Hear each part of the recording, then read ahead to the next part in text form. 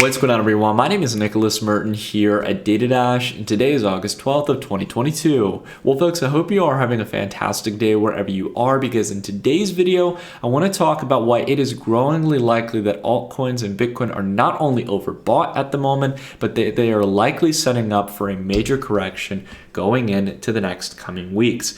And there's a lot of signs across the board, from price action, from volume analysis, as well as the data science models that are starting to scream this. So we're going to be diving into all of it in today's video. I hope this video will prove valuable, and if it does, consider dropping a like. Let's go ahead though and kick things off though, guys. Now, I want to start here by just taking a look at the Bitcoin price here. One really important thing to talk about here, all the while Bitcoin has been generally setting those higher lows and higher highs, it has been trending higher here. What we need to focus on is the significance in the fact that Bitcoin has not been able to have a serious breakaway for over a month now, practically a month since we've gotten out of the first portion of this consolidation channel into the higher bands here. We've been generally pushing sideways here, where anytime buyers come in, even though the volume can be nice and surge higher, we are still seeing price follow back down here as sellers come in and weigh down price, and have still been nowhere near retesting this $28,000 to $32,000 range.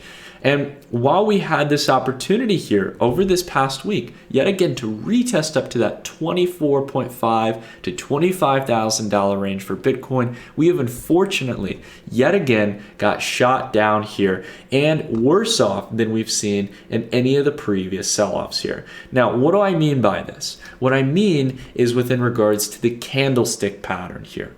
Yet again, we've not only got a tall wick on the top of the candle, practically closing down on any daily gains here at the moment when we needed price to break out the most, but we are not seeing any follow through afterwards. Price is still hanging around this point at 24K. It is now where price is being weighed down, and not to mention, it was the biggest daily red candle of volume as far back as July 8th of 2022, over a month's worth of price here.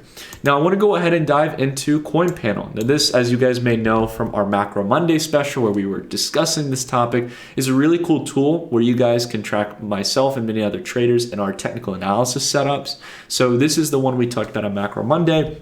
And while we did move the lines here just to demonstrate for the purpose of our conversation, right, what we discussed here is the point that as we go throughout the coming week, we expect that we're going to get a retest here at 25K, that essentially coming up near this range was almost inevitable. We basically got that here at 24,918. But the question remained whether or not we'd be able to get above there and turn it into support, or yet again treat it as resistance. And folks, while we didn't get an exact tap of that level here, as you can see within the market price, it looks like the red scenario is playing out here. Now, those drawings aren't meant to be gospel at the end of the day. They're not aimed at being the ultimate technical analysis that you should follow to your absolute heart's desire. No, it's something just to kind of give a rough outline of the fact that this is a key critical level for Bitcoin to either surpass and start turning into support if the bulls are really in charge, right? And if not, the bears likely are showing signs that they're regaining strength in the market, that the bulls are weak right now. There's not enough liquidity that's willing to buy at these prices, as there are market participants who want to offload positions at these valuations. And this is something that I know a lot of people, as the euphoria has returned back to the market, there's been the meme stock speculation on Wall Street bets, all this kind of stuff going on that signifies excessive risk taking. I would advise right now, or at least recommend considering, I can't give you guys direct financial advice, but considering the fact that we are in a very tough economic environment where risk-on assets like crypto, which is unfortunately the way they are seen right now. Bitcoin is not seen as this sovereign wealth hedge that, you know, goes against the grain of the dollar and asset markets. It is seen as a speculative asset by most investors right now. It is not the primary type of investment that people are looking to buy, especially at these levels in this kind of environment. Not to mention, what is really telling here is how weak crypto has been in comparison to equity markets during this rebound. Equity markets have rebounded a whopping 30%, as we're going to talk about in a bit. And you would expect that as crypto sells off harder than equities during downturns, crypto should rebound just as fast and harder to the upside versus equities. We are not seeing this here. We have seen a month-long period of stagnation. While I don't mean to speak too bearish here, I got to tell you all, this is starting to showcase some signs of weakness here, to where if we break below this given ascending wedge here, right, with slower growing highs and faster growing lows, it is putting bulls in a very bad position, where essentially the momentum is stalling here, and we may very well be in a position where we come down at a minimum to this 21.5K range here to make the support, or potentially come back down to the lows around 19,000. I want to take a look at Ethereum here, right? Ethereum has been leading the way. The ETH to BTC ratio has continued to garner strength, right? But take a look here at Ethereum, still really only up here about 240 bucks over the past month here, right? Now I know that that's still a gain. That's a nice turn to the upside, a little over 10%. And I understand some people are like, Nick, how is that bad? Oh, it's not bad, but it's also not phenomenal. It's not what I would expect here if we're really going to get this inflection point that the new bull market has started, that the bear market of the past is finally over. Like a lot of people are starting to believe. We're just back to where we were back here in June. And this is considering all the excitement around the merge coming in September. We've reached our ETH target here of around 0.77 here. We've blasted a little bit above that here. But I got to tell you all, ETH has made some considerable gains, not to mention in what is very likely, although I don't want to speak in absolutes, very likely a long-term extended bear market. It's made a 60% return off of the lows against Bitcoin here. And a lot of people are buying into this or holding their existing positions thinking, oh my God, we're going to go all the way up here to around 0.1 on the ratio here, make a full 100% rebound. And look, I don't want to say that that can't happen. We know crypto can be crazy, but I got to tell you all, it's not where I'm placing my chips. I'm not betting on it going that high. And I think that the people who usually set those exacerbated price targets, just like how a lot of people thought, oh, with the sell-off, we're going to go down to 5K or 10K on Bitcoin, those people usually get caught empty-handed. They get caught up in the emotions of their position. They start building a bias to meet to that position. And unfortunately, it gets them in a situation where they're trapped. When things start to go the opposite way and they don't have a strategy to take profits or their reduced losses on their position, and unfortunately get caught in the red, worse off than they were before. Let's take a look here at the NASDAQ. We talked on our Macro Monday special about the fact that we had trended up here well over 20% here, and I apologize, I misspoke earlier. We've got a 20-something% rebound here in the NASDAQ, not 30%, so sorry about that. But I wanted to go ahead and clarify here that this is one of the most significant kind of essentially rallies here that we had seen over a good given period of time here, over about 2 months since back here in mid-June. We made a 22.7% return as of yesterday. But very important here, look what happened when we hit our target range we've been talking about here on the channel, but most importantly for the long term on the Dash report here, around 13,500, keeping in line with the previous relative resistance ranges here. This sloping or descending line of resistance is weighing down the NASDAQ now. And we got a very, very clear rejection candle here. This is not what you want to see here after a solid breakout at 2.5%. You want to see continuation. You want to see follow through. Notice how when we get these big green candles here, we usually see a continuation for a couple of days after one of these kind of pullbacks. When we get the breakout here, we should see follow through. We should be breaking above there, taking this line of resistance, breaking through it, making it support, and whipsawing higher here. But bulls were not able to do that. Now, again, we need probably another day or two of confirmation to be really confident in this. If we get a big fat red candle today down to the downside, that is going to probably be your confirmation that we're at a minimum coming down into some of these levels here, going into the later part of August or in early September. So keep those levels, 12,500, 12,300, 12,000. Those are the kind of target levels we'd be looking at here if we can't get above this range here. And I think the biggest reason for this is that people are starting to realize that the Fed cannot pivot to such a large degree. I'll be the first to say, while we've been on this idea that the Federal Reserve would start to hint towards, starting to basically reverse and pivot towards being dovish versus hawkish. Simply put, they're going to start reversing their harsh monetary policy of increasing interest rates and the reduction of the balance sheet. as much as we've considered the Fed might start to talk about that and even maybe make the first step at raising interest rates at a lower rate than the 75 basis points, I got to tell you guys, commodities are still not giving up here. While the market was really euphoric the other day, oil has gone back from 87.5 all the way up here towards around $94, $95. We can see as well, if we take a look at natural gas, this is even more telling here. Natural gas back up, pressing again towards the high, setting in a significant higher low, at least as of now. And if it gets back up to this range here, that is going to be all the sign you need here to know that energy-based commodity inflation is not slowing down. Not to mention another few key giveaways here.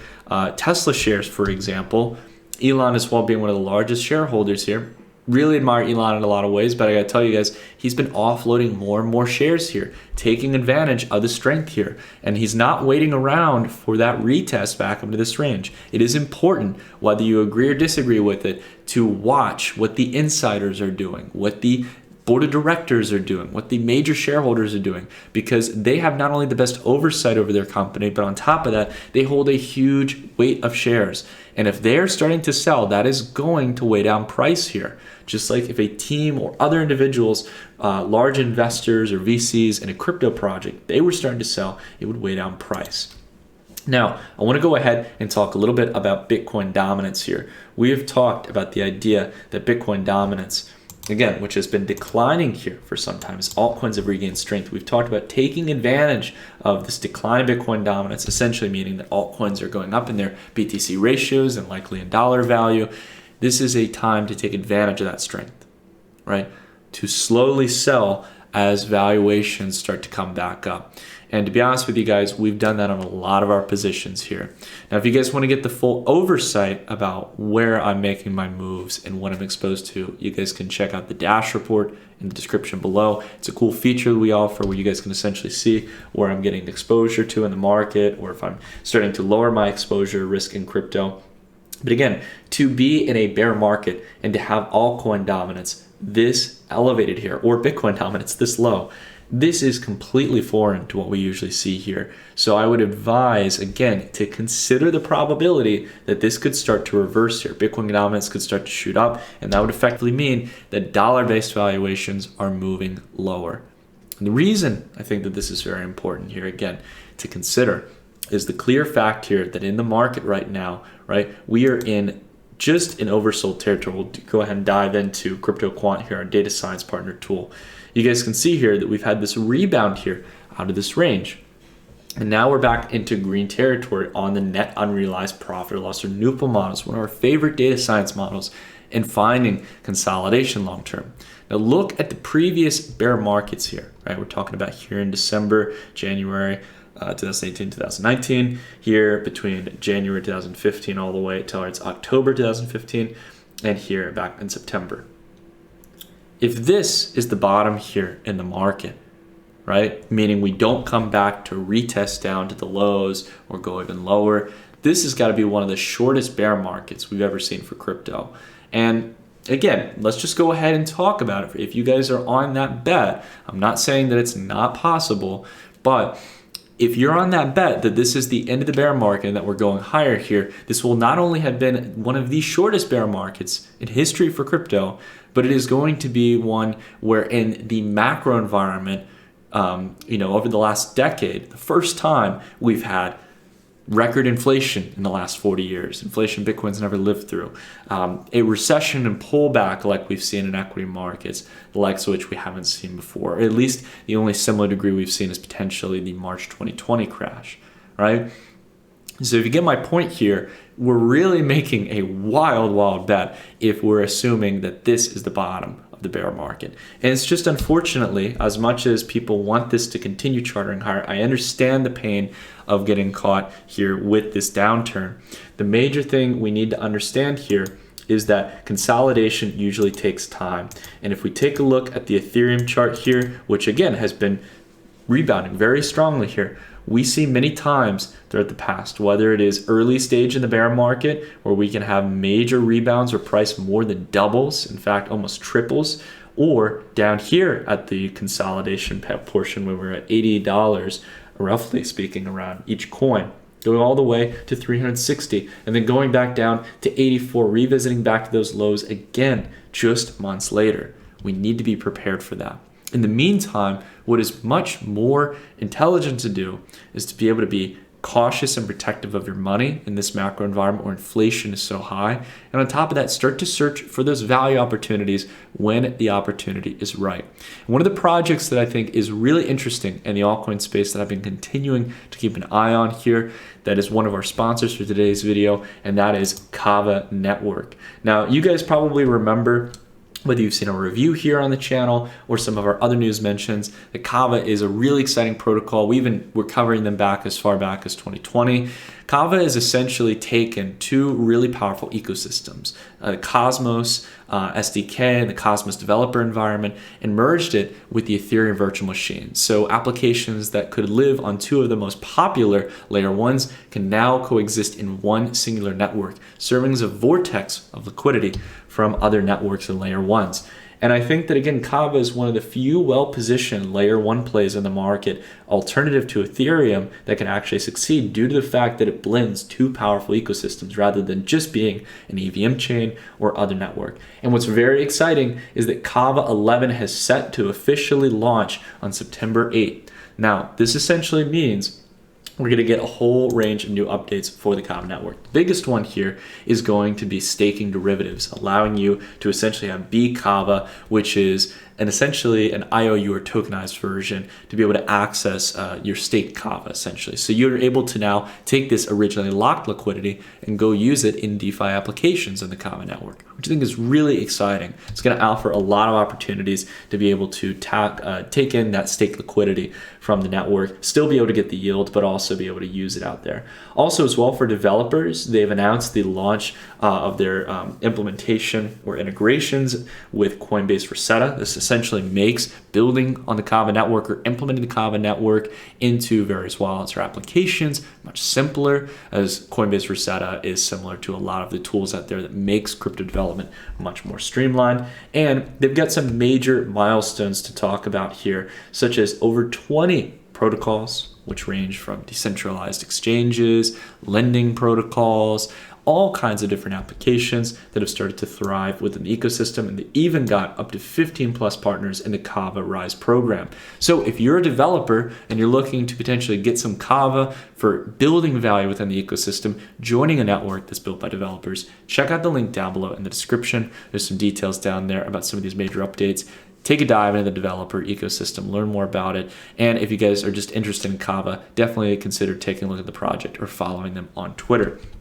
Now, the last thing I want to go ahead and talk about here, guys, as we built on from our macro video here again, back on Monday, is to again just simply summarize what we're focusing on here for the mentality in this market. This is all the while we've seen a great rally in the market, while we have seen some optimism return. And yes, people are getting excited for the merge. It is imperative that we protect our capital here. We really have to focus on that. That has to be priority number one. I know that it can be really exciting when valuations are going up and you almost have that fear of missing out, that you don't want to miss on the potential rally into the merge. But it's important to also consider the fact that from the lows here for Bitcoin, we've not only moved up, roughly speaking, around $6,000 in valuation, but in the case of Ethereum, we've come all the way from around $889 all the way towards a recent high of $1,942. When valuations like this double off bear market bottoms and you get these 100% rallies, you got to take advantage of that. Now, if you're holding these positions for the next 5-10 years and you don't want to trade, that's fine. But I'm speaking to more of you out there who are more of active market participants, who essentially know that if prices start to roll over here, that you'd be inclined to feel like you need to sell, right? Essentially, it's best to make sure that you find out which camp you're in, if you're more of an active trader or a long-term investor. And if you are more of an active trader, you gotta be willing, essentially, if you're gonna stick to that camp, to be able to take profits when other people aren't willing to.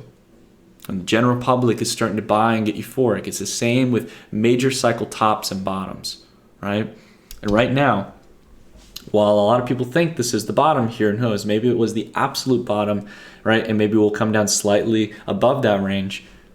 I would say that if you're more of a short-term trader, it's best to take advantage of that, plain and simple.